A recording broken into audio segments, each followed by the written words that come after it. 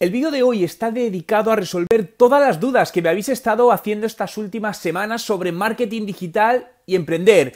La verdad es que me han llegado muchísimas, por lo que iré haciendo más vídeos como este para responderlas a todas. Por lo que, si tienes alguna pregunta, déjamela en los comentarios y tomaré nota para el próximo vídeo.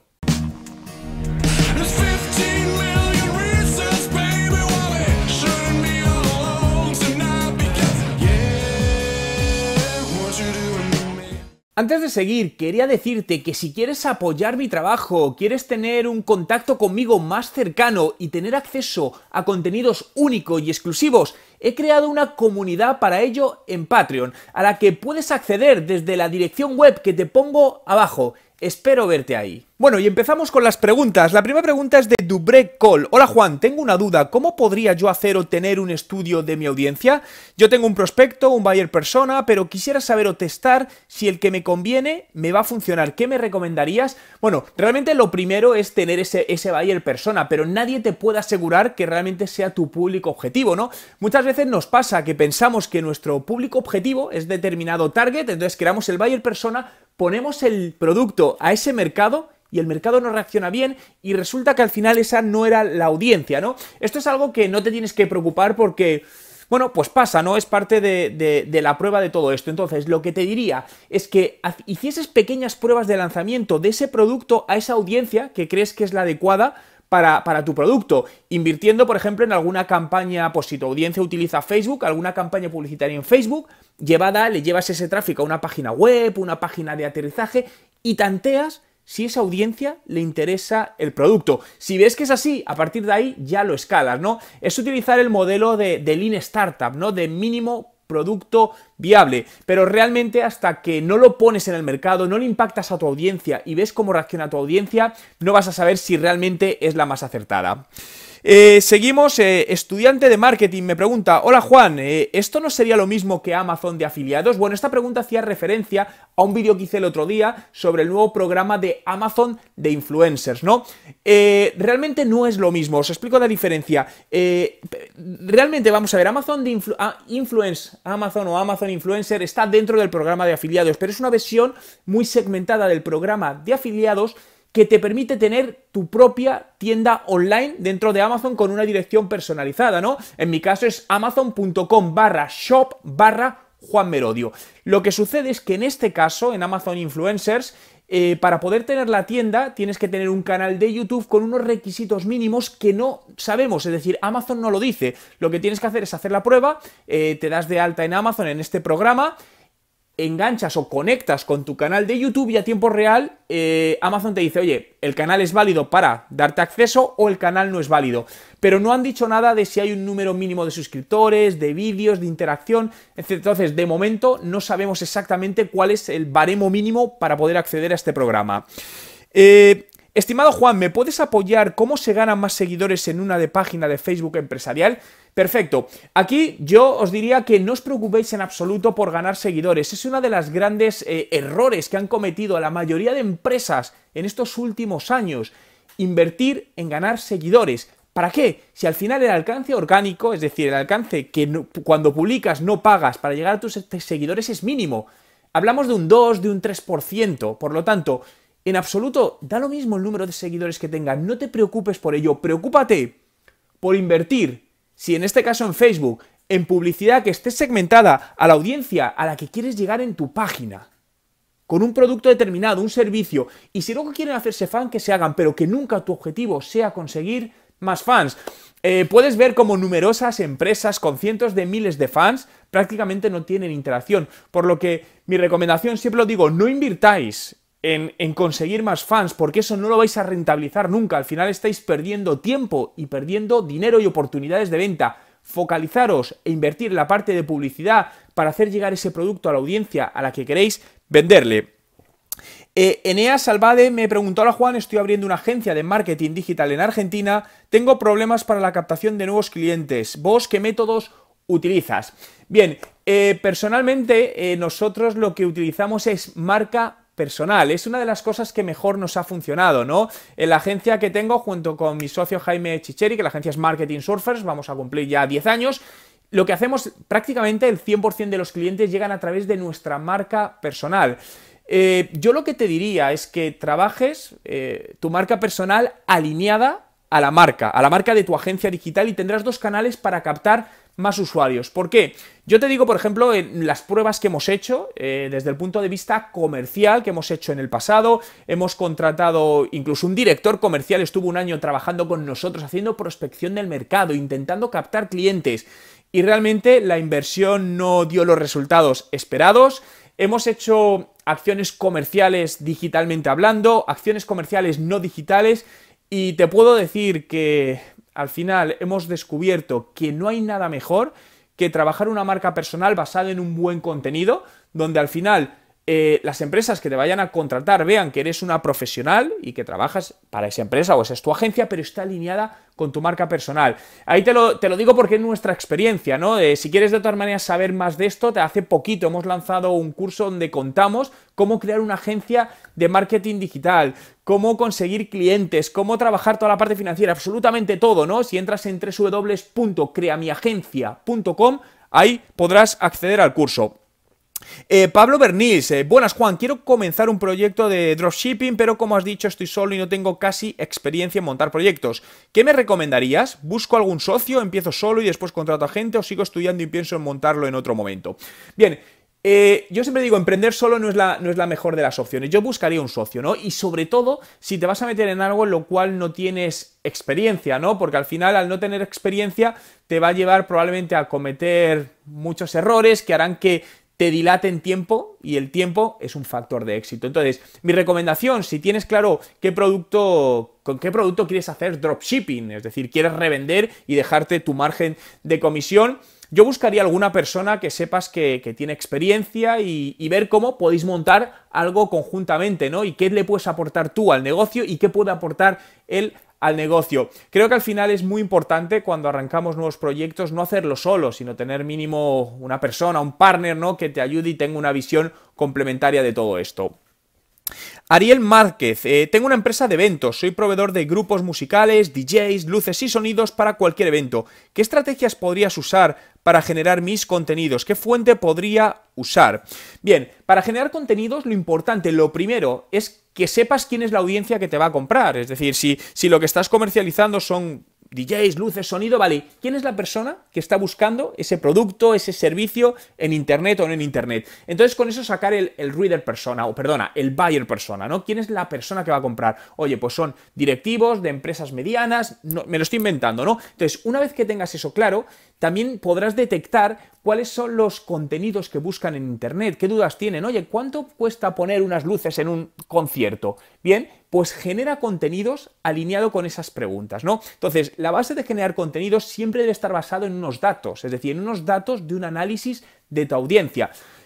Respecto a los canales, pues dependerá también dónde esté tu audiencia. Si tu audiencia te das cuenta que al final están más, por ejemplo, en Facebook, ese es tu canal principal, o que son más de consumir vídeos o fotos en Instagram, te tendrás que ir a una otra red social.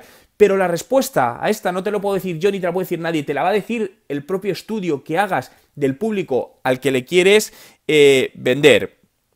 Superjuegos me dice, hola Juan, este es mi canal, subo vídeos todos los días, pero no logro aumentar mis visitas y mis suscriptores. ¿Me podrías ayudar con un consejo, por favor?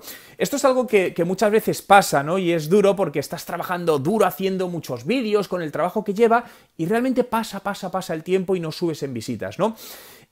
Cuando esto sucede, algo está pasando. Probablemente no sabemos si hay algún tipo de bloqueo en la cuenta porque se ha hecho alguna acción que no se debe. No digo que sea tu caso, pero a veces puede pasar. Pero si algo no te funciona, intenta analizar cuál es la razón. Mira tu competencia. Yo lo que haría es, oye, ¿qué están haciendo otros canales que hacen algo similar a lo mío y están funcionando? ¿De qué tipo de contenidos están hablando? ¿Qué tipo de títulos usan? ¿Qué etiquetas? ¿Qué descripciones? Analiza absolutamente todo esto, ¿no? Por ejemplo, hay una herramienta muy buena que te va a ayudar en todo el tema de vídeos de YouTube, se llama TubeBuddy, ¿no? Te lo voy a escribir aquí abajo para que la tengas. Es una herramienta que tiene una versión gratuita y una versión de pago, es muy interesante, yo la uso desde hace tiempo y te va a ayudar a analizar también a la competencia. Entonces, realmente no te podría decir qué está pasando, pero si estás estancado debes buscar, debes analizar cuál es la razón.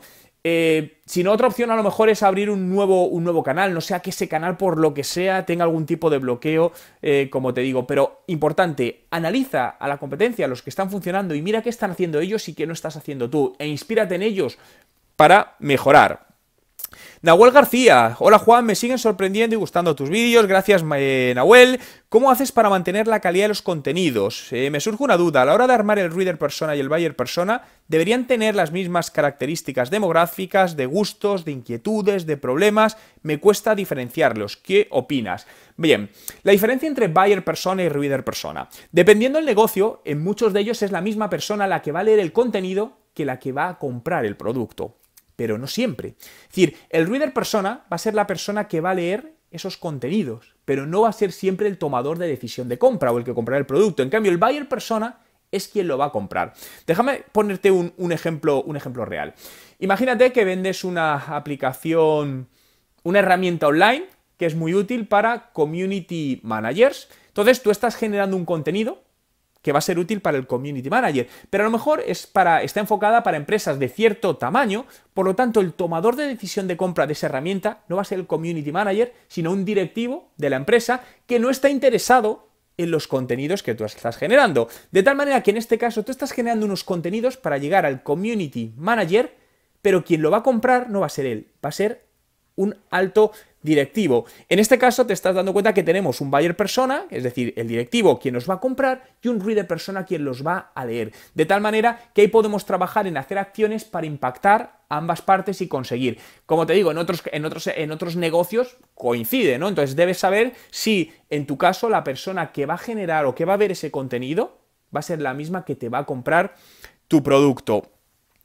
Daniel Boyano, hola Juan, gracias por los consejos, me gustaría saber cómo automatizar el marketing o la interacción con usuario desde que se suscriben a mi blog o descargan un ebook, alguna herramienta que uses. Perfecto, la automatización del marketing es algo importantísimo, siempre y cuando se mantenga la parte humana. Bien, a mí creo que la automatización es necesaria, sobre todo cuando se manejan altos volúmenes, porque si no es imposible realizar acciones, porque cuando manejas miles de contactos no se puede. Pero un error también que cometen muchas empresas es que automatizan tanto que se pierde el factor humano, ¿no? Y que muchas veces son mensajes automatizados, les das a responder y nadie te responde nunca ese email. Eso sería un error. Herramientas, ¿no? Me preguntabas herramientas. Pues, por ejemplo, hay muchas. Yo utilizo Infusionsoft, es una herramienta americana que funciona muy bien. Hay otra que es Active Campaign, que para volúmenes hasta unos 10.000 contactos que tengas de base de datos te va a ser más económica y funciona muy bien. Entonces, aquí lo principal que tienes que hacer es ese embudo que quieres hacer con un producto. Pongamos el ejemplo que has comentado de un ebook, ¿no? Tú estás regalando un ebook, por lo tanto, imagínate que llevas a los usuarios a una página de aterrizaje para que se descarguen ese ebook. A partir de ese momento, entran en ese proceso de automatización. Imagínate que a los 10 minutos de haber solicitado la descarga del libro, les envías el libro vía email y les das las gracias. Una semana después les envías un email para preguntarles si han empezado a leer el libro, si han tenido algún problema en la descarga. 30 días después les puedes preguntar cuál ha sido su opinión del libro, si les ha gustado, si te dejarían un comentario sobre el libro y a lo mejor pues si está relacionado con una venta de un servicio, pues a lo mejor 1 o 2 meses después, oye, les presentas el servicio. Pero los tiempos estos variarán dependiendo del producto o servicio que vengas, porque hay servicios que a lo mejor el tiempo medio desde que un cliente contacta contigo hasta que toma la decisión 3-6 meses. En cambio hay otros que pueden ser de 2 o 3 días. Entonces debes analizar en el caso de tu producto cuál es. Si por ejemplo estamos hablando de, no sé, de un tema de viajes, ¿no? Porque si no me equivoco creo que te dedicas a temas de turismo. En este caso probablemente la decisión de compra no se alarga de 3 o 6 meses, suele ser de días o incluso semanas. Entonces en ese caso debes procedimentar el embudo de manera distinta. Pero busca algún tipo de herramienta. También por ejemplo con la herramienta de email marketing MailChimp, tienes la opción de hacer ciertos tipos de automatismos que para empezar pueden resultarte interesantes y además en la versión gratuita de MailChimp ahora hasta 2.000 contactos también lo tienes habilitado. Jorge Arm Villafañé. Hola Juan, me gustaría conocer sobre el relacionamiento, es decir, CRM, inbound marketing. Bien, muy alineado con lo que estaba comentando, ¿no? El inbound marketing es llegar a los usuarios de una manera no intrusiva, mejor dicho, ¿no? Y la base para mí es el marketing de contenidos, que es el sustento de todo eso, y luego utilizas otras acciones, llámese redes sociales, SEO, para impactar a los usuarios. Bien, pero lo importante de todo esto es utilizar los datos, ese relacionamiento que hablabas, ¿no? Donde metemos un CRM. Por lo que al final tú debes establecer protocolos de, oye, X personas han visto mi contenido, pero no todas van a ser clientes de tu negocio. Unas pueden serlo hoy, otras en un año y otras nunca lo serán. Para eso, por ejemplo, lo que podemos trabajar en sistemas con CRM, con automatización del marketing, es el llamado Quality Score, ¿no? Donde a lo largo del tiempo a los leads, a los contactos de esos que tenemos en nuestro CRM, se les va asignando una puntuación en función de la interacción que están teniendo con nuestros contenidos o con nuestra marca. Imaginaos que en el plazo de un mes, cada vez que abre un email se le otorga un punto. Si clica en un enlace se le da 2 puntos, de tal manera que cuanto más interactúe un usuario con nuestros contenidos o nuestra marca, más puntos se le va a asignar. Imagínate que defines, oye, cuando ese usuario en un plazo de un mes llega a 25 puntos, automáticamente pásalo al departamento de ventas porque es un lead que potencialmente puede convertir en el corto plazo.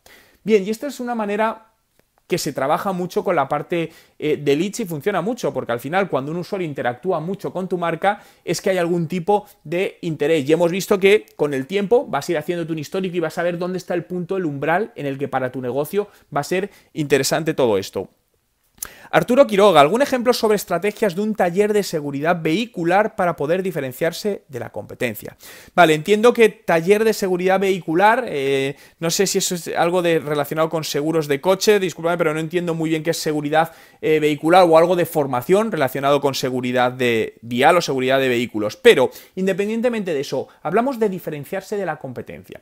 Para diferenciarse de la competencia, lo primero que tienes que hacer es conocerla. Y yo aquí te preguntaría, ¿sabes exactamente qué es lo que está haciendo tu competencia online y offline a nivel de comunicación, marketing y relaciones públicas? Si la respuesta es no, analízalo.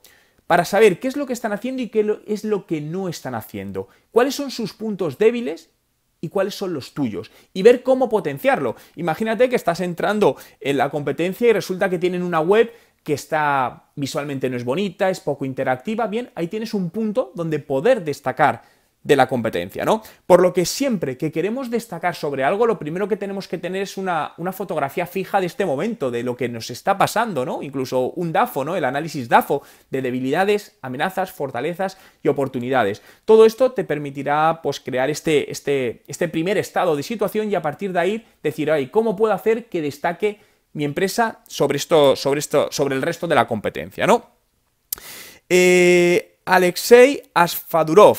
Quiero emprender venta de videotutorial y por medio de métodos seguros para que el usuario pague y descargue automáticamente. Mi pregunta es, ¿existen sitios vinculados con PayPal que realicen esta operación o debo instalar un sistema en mi sitio web? Bien, aquí tienes distintas opciones, ¿no? En este caso lo que te diría es que utilices páginas de aterrizaje, por ejemplo. Para eso... por ejemplo, si trabajas con WordPress, sé que hay plugins que te pueden ayudar a todo esto. Yo personalmente esto prefiero hacerlo con herramientas especializadas en landing pages. Yo trabajo con leadpages.net, donde me permite directamente, pues, crear una landing page e integrarla con algún tipo de sistema de pago, como en este caso puede ser PayPal. PayPal, la integración no es realmente difícil, ¿no? Porque te permite al final generar botones, te creas una cuenta de PayPal y hay ciertas instrucciones que si las buscas vas a ver que no es difícil, ¿no? Dependiendo también el nivel de integración que quieras, ¿no? Hay otra herramienta de pago que es bastante usada, que es Stripe.com. De todas maneras, dependiendo de la complejidad, en algunos casos, a lo mejor necesitas de un desarrollador que te ayude, ¿no? Te lo digo porque en muchos de nuestros proyectos, cuando queremos hacer integraciones que sean sobre todo más usables para el usuario, lo cual significa un aumento de los ratios de conversión a compra, lo que significa generar más ventas, para esas integraciones necesitamos que un desarrollador lo programe. Entonces, dependiendo de lo que tengas, yo sí te diría que en esta parte siempre busques algún diseñador que te pueda, algún programador que te pueda echar una mano en ello. Reinaldo Mora, mi pregunta es cómo archivar los vídeos tanto en Facebook como YouTube y qué hacer cuando se comparte un vídeo de YouTube en Facebook, ya que no es muy amigable. Bueno, en cuanto a archivar, no sé bien a qué te refieres, pero bueno, yo te diría que si quieres guardar vídeos que has hecho, bájatelos a un Dropbox directamente, ¿no? Porque si en algún momento pasa algo con tu cuenta de Facebook o de YouTube, lo vas a perder. En cambio, si lo tienes en algún sistema cloud como Dropbox, siempre lo vas a tener ahí. En cuanto a qué hacer cuando se comparte un vídeo en Facebook que se ve feo, sí, eso es... Facebook y YouTube son competencia, ¿no? Sobre todo ahora con el tema de vídeos. Entonces, Facebook no hace que se vea bonito. Hay ciertas herramientas que te lo permiten hacer, pero no te las recomiendo porque el problema es que estas herramientas luego te meten cierto tipo de publicidad cuando el usuario la abre y no es lo más aconsejable. Por lo que yo te diría es que cuando quieras subir un vídeo a Facebook, súbelo nativo a Facebook. Es decir, tú lo tienes subido ese vídeo en YouTube, ¿vale? Pues coge el mismo vídeo y súbetelo directamente a Facebook, porque esto va a permitir una mayor integración con la plataforma y, como decías, que se vea más atractivo, ¿no?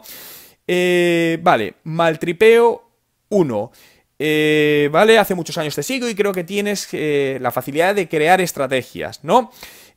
Vale, soy developer, trabajo con Angular, React y Laravel 5. ¿Cuál es la mejor estrategia de marketing para vender este tipo de conocimientos? Sobre todo en países, ya que en Venezuela no hay comercio para esto. Vale, que no haya comercio puede ser bueno y malo. Puede ser bueno porque quiere decir que no hay mucha competencia, lo cual tienes un campo abierto, o que no hay demanda. Por lo tanto, yo lo primero que te diría es que analices si hay demanda. Porque a veces cuando no hay competencia es porque no hay demanda, no hay solicitud. Y si no hay demanda, no hay negocio, ¿no? Para eso, busca, por ejemplo, utiliza herramientas de Google AdWords para ver el volumen de búsquedas que está viendo en Google de determinados términos relacionados con el contenido que quieres generar en Venezuela concretamente, ¿no? Las herramientas Suggestion Tools de Google AdWords, es una herramienta gratuita, te va a permitir aislar para un país. Oye, quiero ver en Venezuela cuánta gente busca información de Angular, React, Laravel, lo que sea, todos los términos y palabras que quieras, y te dirá el volumen de búsquedas. Ahí puedes ver qué volumen hay y con ello tomar una decisión de si realmente hay un mercado o no lo hay. En caso de que lo haya, la mejor estrategia... pues generar ese contenido en función de quién sea tu audiencia. Lo siguiente que te diría, analiza tu audiencia, cómo prefiere consumir ese contenido. A lo mejor prefieren consumirlo en ebooks, en posts o en vídeos, ¿no? Entonces, en función de esa información, genera ese tipo de contenido y súbelo a la plataforma correspondiente para comercializarlo en este caso, ¿no? También te diría, yo no intentaría vender el contenido, porque a día de hoy vender contenido en sí no es uno de los mejores negocios, porque hay mucho contenido gratis. Lo que sí puedes hacer es dar parte del contenido gratuito, una gran parte, y un X% de ese contenido que sea premium y haya que pagar para acceder a ello. Eduardo Alfaro, hola Juan, tras 8 años de emprender en el área del diseño web y el diseño gráfico con una marca, al plantearme una nueva marca personal, ¿cómo empiezas para lograr más visibilidad? Ya que en todas las redes, al ser nueva marca, es empezar de cero. ¿Cuál es la mejor estrategia de marketing una vez realizada la web y trabajado el SEO? ¿Por dónde atacas? Mejor estrategia de marketing, sobre todo marca personal, es contenido y paciencia. Es decir, desde al principio cuando empiezas obviamente es más complicado, incluso el SEO, pues bueno, lleva tiempo que arranque, pero yo lo que te diría es que bases tu marca personal. Una marca personal es para toda la vida, lleva años y debe basarse en un contenido, ¿no? En un contenido de valor que tú aportas y que te posiciona como profesional. De tal manera que yo la estrategia que seguiría es conviértete en un generador, en una empresa de generar contenido sobre el tema que te interesa, en este caso diseño gráfico o diseño web. También es cierto que en todo esto hay mucha competencia, por lo que también te diría busca micros nichos de mercado, no a lo mejor tanto algo tan genérico, porque si no te va a ser más complicado, aunque sea muy bueno el contenido, pero te va a ser más complicado posicionarte y destacar, por lo que cada vez más la rentabilidad se va a encontrar en estos micronichos, ¿no? Por lo que buscaría nichos que están un poquito más desocupados, no sé, te lo digo, pero no quiero decir porque sea real, diseño gráfico aplicados al sector farmacéutico, por ejemplo, ¿no? Entonces busca micronichos, no tanto audiencias grandes, sino audiencias más pequeñas que están desatendidas. Francis Valera, hola, ¿cómo lidiar con una marca que tuvo un tiempo de reputación negativa y quiere posicionarse y conseguir aliados de nuevo a través de las redes sociales? Bien, esto de los temas de reputación, pues depende del grado de gravedad de esta reputación. Si es muy grave, a veces es más fácil cambiar el nombre de la marca, ¿no? Por eso, como no sé el grado de complicación que tiene esto, ¿no? Si ves que es muy grave y que cada vez que publicáis algo en nombre de esa marca pesa mucho lo negativo y de repente hay mucho ataque, yo te diría que casi es más fácil cambiar la marca o sacar una segunda marca desde cero que no se relacione con esa tan directamente, ¿no? En caso de que no sea posible, pues bueno, lidiar con todo esto, pues vas a tener que trabajar duro y demostrar, entender por qué pasó esa crisis de reputación para que no vuelva a pasar y hacer ver a los usuarios que eso que sucedió no va a volver a suceder, que fue un error y que estáis trabajando porque no pase, ¿no? Te contesto más generalmente porque cada caso de reputación es un mundo y hay muchos factores que varían un poco la estrategia, ¿no? Blacka Bug, bueno, comencé a seguirte buscando información de redacción, creación de contenidos, bueno, esto quizás es una pregunta demasiado abierta, merecía una consulta privada contigo, pero me gustaría saber la mejor forma de obtener ingresos por redacción. Es mi vocación y mi forma de comprender el mundo y vivir de él, y mis aspiraciones literarias ya irían por otro lado. Soy muy buena en ello, haciéndolo con la decisión de emprender. Bien, en definitiva, lo que quieres es emprender y que la redacción online sean tus ingresos. Bien, aquí yo lo que haría es me enfocaría a empresas que necesitan contenidos, ¿no? De hecho, cada vez están saliendo más negocios, empresas que están proveyendo de contenidos a empresas y las empresas lo contratan porque hay una necesidad creciente, el marketing de contenidos está creciendo mucho y muchas empresas no tienen recursos internos, ¿no? Por lo que te diría es que en este caso trabaja tu marca personal alineada a generar esos contenidos para determinadas marcas o determinados sectores. Te diría que empezases probablemente por empresas más pequeñas, ¿no? Empresas chiquititas, donde, bueno, pues aunque a lo mejor el volumen no sea tan grande, pero sí te permite ir haciéndote algún pequeño hueco en el mercado, porque entrar en empresas grandes desde el principio va a ser complicado, ¿no? Entonces, creo que en esto hay mercado, pero también te digo que hay mucha competencia. Te puedes apoyar también para encontrar clientes en plataformas de freelance, ¿no? Hay una que es muy potente a nivel mundial, que es Fiverr, ¿no? Con V, y te puede ayudar mucho también a llegar a futuros clientes a través de esta plataforma. Andrés Pinzón, hola Juan, gracias por el espacio. Una pregunta sería, ¿qué canales, estrategias o tácticas consideras que se consolidarán en los próximos 5 años, tanto para B2B como para B2C? Wow, estrategias o tácticas. Mira, yo creo que todo lo relacionado con la parte visual, sobre todo vídeo, es una de las cosas que más fuerte va a pegar y que más se va a sentar. Y toda la parte de análisis de datos, machine learning y todo lo que va relacionado con inteligencia artificial. Creo que es una de las partes que más va a crecer. Y con todo esto, fijaos todo el mundo que se abre de personalización de contenidos en la web. Yo estoy convencido que los próximos 5, 10 años todo va a ir por ahí. La capa de datos va a ser una capa básica y necesaria para las empresas. Y los negocios que no sepan captar estos datos y sacar información relevante y utilizarla apropiadamente van a empezar a tener serios problemas de mantener y de ser competitivos en el mercado, ¿no? Beira Barrientos, ¿podrías explicar la importancia del storytelling en el marketing digital? El storytelling es importante, yo creo, en todo, ¿no? Desde en la vida personal, pero en el marketing digital también es contar historias, ¿no? El poder de las historias.